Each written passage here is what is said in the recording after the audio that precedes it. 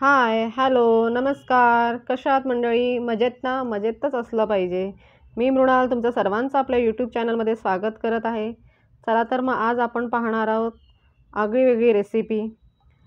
ताकाची कढी कशी बनवायची, ती आपण साध्या, सोप्या आणि कमी साहित्यात कशी बनवायची ते बघूया.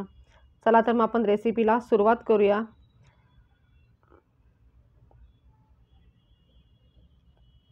दोन मोठ्या मिरच्या अशा कट करून घ्यायच्या.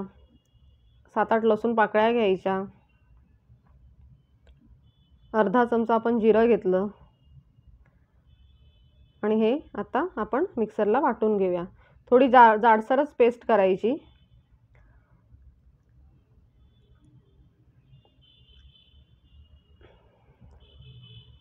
बघा अशी जाडसर आपण पेस्ट करून घेतलेली आहे.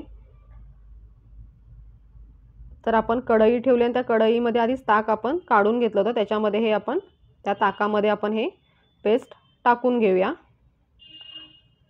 त्यानंतर 2 मोठे चमचे आपण बेसन घेतलं होतं. त्यामध्ये आपण अर्धा चमचा हळद करून हे चांगलं असं फेटून घेऊया आणि असं थोडंसं पातळसर करून ते पुन्हा ताकामध्ये आपण टाकूया. त्याच्यानंतर हे पुन्हा आपण एकत्र करून घेऊया. छान ढवळून घेऊया ताक.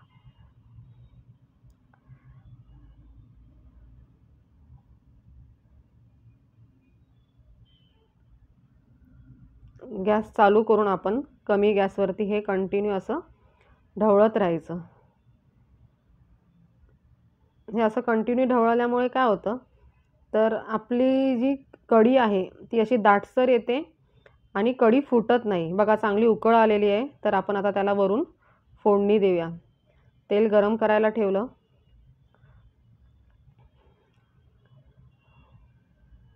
त्यामध्ये चांगलं अर्धा चमचा आपण मोहरी चांगली तडतडून घेऊया.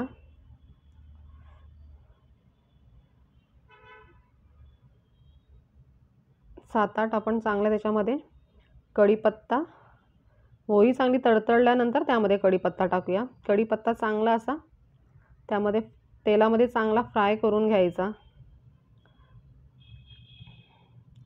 ही फोडणी छान कडक झाली पाहिजे. त्यानंतर आपली जी कढी खाली रेडी आहे त्यामध्ये आपण हे फोडणी ओतूया. बघा किती भन्नाट दिसते आपली ताकाची कढी. चांगली दाटसर घट्ट झालेली आहे. ती भाकरीसोबत खायला खूप छान वाटते. तुम्ही ह्यासोबत ताकाच्या ह्या कढीसोबत तुम्ही बाजरीची भाकरी आणि भरलेली मिरची खाण्यात खूप मजा वेगळीच असते. बघा तर आपली ताकाची कढी ही रेडी आहे साध्या सोप्या पद्धतीमध्ये. व्हिडिओ स्किप न करता हा शेवटपर्यंत बघा. अशाच नवनवीन रेसिपी पाहण्यासाठी आपल्या यूट्यूब चॅनलला लाईक करा, शेअर करा आणि सबस्क्राईब करा. आणि कमेंट सेक्शनमध्ये जाऊन कमेंट्स करा. धन्यवाद.